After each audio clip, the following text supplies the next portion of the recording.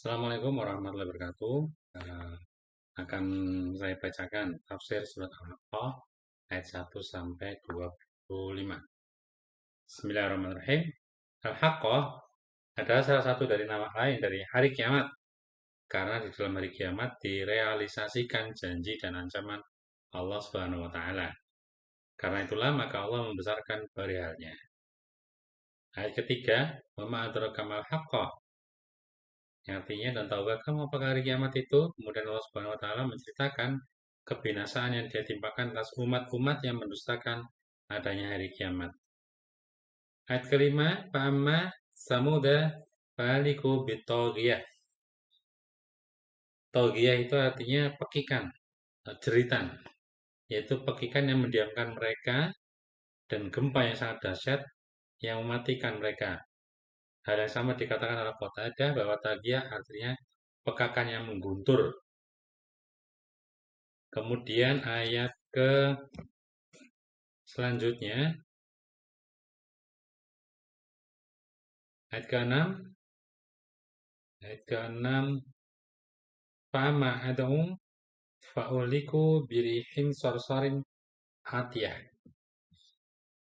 Ya, ini angin yang sangat dingin, yang membukukan segalanya. Para ulama menyampaikan bahwa telah mengatakan sehubungan dengan makna firman-Nya, lagi sangat kencang, maksudnya sangat kuat tiupannya. Qatadah mengatakan bahwa angin itu melanda mereka hingga melubangi hati mereka. At-Taha mengatakan sehubungan dengan makna firman-Nya yang sangat dingin lagi amat kencang, yaitu angin yang sangat dingin lagi mengamuk menghantam mereka tanpa belas kasihan. Kemudian ayat 7 menceritakan tentang diperintahkannya oleh Allah untuk menguasai mereka selama 7 malam dan 8 hari terus menerus. Maksudnya genap selama itu secara terus menerus tiada henti-hentinya.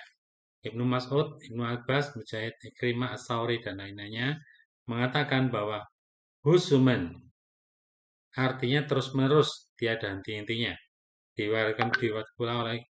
Diriwayatkan pula dari Ikrimah serta Ar-Rabi Ibnu Khaisam yang menimpakan kesialan-kesialan atas mereka semana firman-Nya dalam Fusilat ya, ayat 16 sama.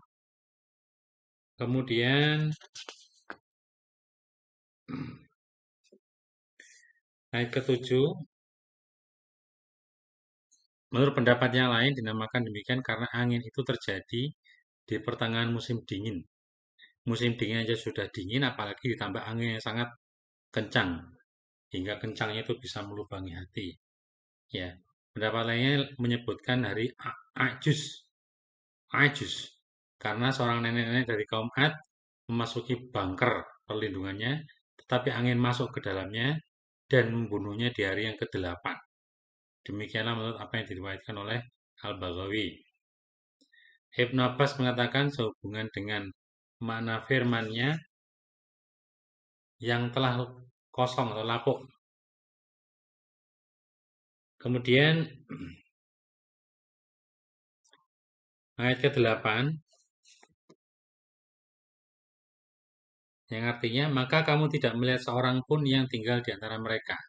Maksudnya apakah kamu melihat seseorang yang tersisa dari kalangan mereka atau seseorang yang berketurunan dari kalangan mereka? Tidak. Bahkan mereka binasa semuanya sampai ke akar-akarnya. Jadi tidak ada yang ketinggalan. Dan Allah tidak menjadikan generasi penerus bagi mereka. Kemudian Allah Subhanahu wa taala berfirman dalam suratnya dalam ayat berikutnya ayat 9 dan telah datang Firaun dan orang-orang yang sebelumnya. Menurut suatu qiraat dibaca qiblihi dengan huruf qaf yang dikasrahkan artinya dari sisi Firaun, yakni mereka yang berada di masanya dari kalangan pengikut-pengikutnya, yaitu orang-orang kafir dari bangsa Egypt. Sedangkan ulama lainnya membacanya qabalahu, yang artinya orang-orang yang sebelumnya dari kalangan umat-umat yang berperilaku seperti dia. Ayat 9 artinya dan penduduk negeri-negeri yang dijungkir balikkan. Maknanya adalah mereka adalah umat-umat yang mendustakan Rasulnya karena kesalahan yang besar, yaitu mendustakan apa yang diturunkan oleh Allah Subhanahu wa taala. Menurut Ar-Rabi Ibnu Anas, dari arti khati'ah ialah perbuatan maksiat. Mujahid mengatakan bahwa makna yang dimaksud ialah kesalahan yang besar. Karena itulah disebutkan dalam firman berikutnya, ayat 10, yang artinya, maka masing-masing mereka mendurhakai Rasul Tuhan mereka. Lafaz Rasul merupakan isim jenis. Artinya masing-masing dari mereka telah mendustakan utusan Allah yang dikirim kepada mereka. Semakna dengan apa yang disebutkan oleh firman-Nya. Surat Al-Kahf 14. Barang siapa yang mendustakan seorang Rasul berarti dia mendustakan semua Rasul. Seperti yang disebut dalam firman-Nya. Kemudian lanjut ke ayat 11. Yang artinya, sesungguhnya kami tatkala air telah naik, yaitu melampaui batasan dengan seizin Allah, dan air naik ke alam wujud, Ibnu Abbas dan lain-lainnya mengatakan bahwa togol, togol, togol ma'u, artinya air bertambah, berlimpah. Demikian itu terjadi karena doa Nabi Nuh alaihissalam terhadap kaumnya. Tatkala mereka mendustakan dia dan menentangnya, lalu mereka menyembah selain Allah Subhanahu wa taala.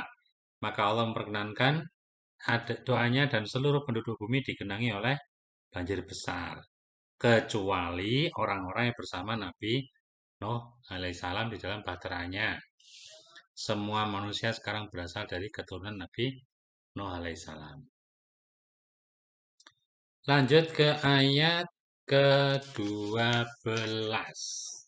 Yang artinya, agar kami jadikan peristiwa ini itu peringatan bagi kamu. Dhamir yang ada dalam ayat ini merujuk kepada jenis kapal, karena tersimpulkan dari konteks kalimatnya.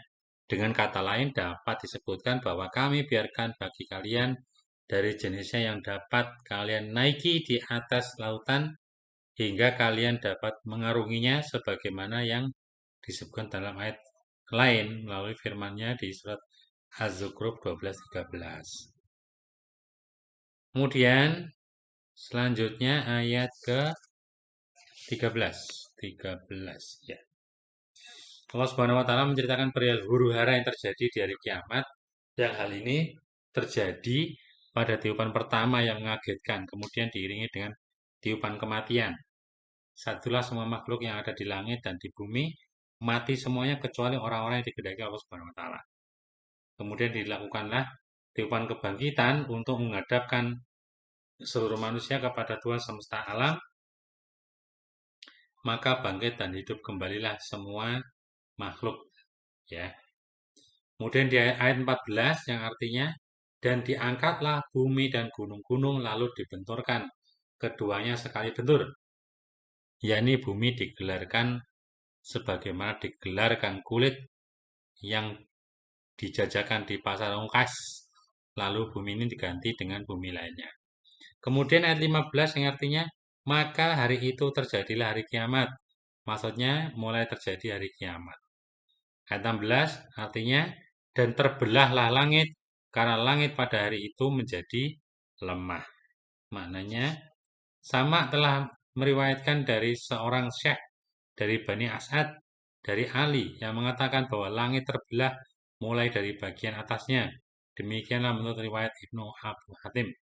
Ibnu Juraij mengatakan bahwa ayat ini semakna dengan surat An-Naba ayat 19. Kemudian ayat 17 yang artinya, dan malaikat-malaikat berada di penjuru-penjuru langit. Al-Malak dalam isim jenis, yakni para malaikat berada di semua penjuru langit. Menurut Ibnu Abbas, mereka berada di bagian langit yang tidak lemah, yakni di semua pinggirannya. Hal yang sama dikatakan oleh Sa'id Ibnu Jubair dan Al-Auza'i. Ad-Dahak mengatakan bahwa Arjaiha artinya pinggiran-pinggirannya. Al-Hasan Al-Basri mengatakan makna yang dimaksud ialah berada di pintu-pintunya. Kemudian ayat 18. 18 ayat 18 yang artinya pada hari itu kamu dihadapkan kepada Tuhanmu, tiada sesuatu pun dari keadaanmu yang tersembunyi. Ditafsirkan yakni kalian akan dihadapkan kepada Tuhan yang mengetahui rahasia dan pembicaraan rahasia, yang tiada sesuatu pun dari keadaanmu tersembunyi baginya.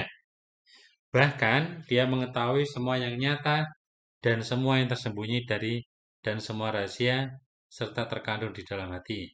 Karena itulah maka disebutkan oleh firman-Nya pada ayat 18 tadi, tiada sesuatu pun dari keadaanmu yang tersembunyi. Kemudian ayat 19 yang artinya ambillah, bacalah kitabku ini, yakni kemarilah dan bacalah kitabku ini.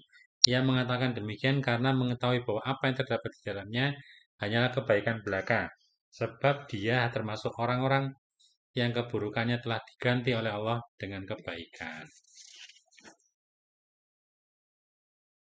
Kemudian di ayat 20 yang artinya sesungguhnya aku yakin bahwa sesungguhnya aku akan menemui hisab terhadap diriku. Yang ditafsirkan, yakni sesungguhnya aku ketika di dunia meyakini bahwa hari ini pasti akan terjadi. Semana dengan apa yang disebutkan dalam surat Al-Baqarah, yaitu orang-orang yang meyakini bahwa mereka akan menemui Tuhannya. Kemudian di ayat 21 artinya, maka orang itu berada dalam kehidupan yang diridhoi. Lafaz radiyah bermakna marodiyah, ya ini diridhoi. Kemudian ayat 22, fi jannati aliyah, dalam surga yang tinggi. Artinya yang gedungnya tinggi-tinggi, bidadarinya cantik-cantik, tempat tinggalnya penuh dengan kenikmatan dan kebahagiaan yang abadi. Kemudian di ayat 23, yang artinya buah-buahnya dekat. Menurut Al-Bara Ibnu Azib, dekat artinya mudah dipetik, dan seseorang dari mereka sekalipun ia berada di atas tidurnya dalam keadaan terbaring, hal yang sama telah dikatakan bukan hanya oleh seorang. Kemudian ayat terakhir, ayat 24, artinya kepada mereka dikatakan, makan dan minumlah dengan sedap, disebabkan amal yang telah kamu kerjakan pada hari-hari yang telah lalu. Yakni dikatakan pada mereka hal tersebut sebagai anugerah buat mereka dan kebaikan serta kebajikan dari Tuhan mereka. Karena sesungguhnya telah disebutkan di dalam sebuah hadis sahih dari Rasulullah SAW yang menyebutkan bahwa beliau SAW telah bersabda, beramallah, luruslah, dan dekatkanlah diri kalian kepada Allah, dan ketahuilah bahwa seseorang dari kalian tidak akan dapat dimasukkan ke dalam surga oleh amal perbuatannya. Mereka berkata, termasuk juga engkau ya Rasulullah. Rasulullah SAW menjawab, dan tidak pula aku, kecuali bila Allah melimpahkan kepadaku rahmat dan karunia-Nya. Alhamdulillah. Allah alam bisawab. Assalamualaikum warahmatullahi wabarakatuh.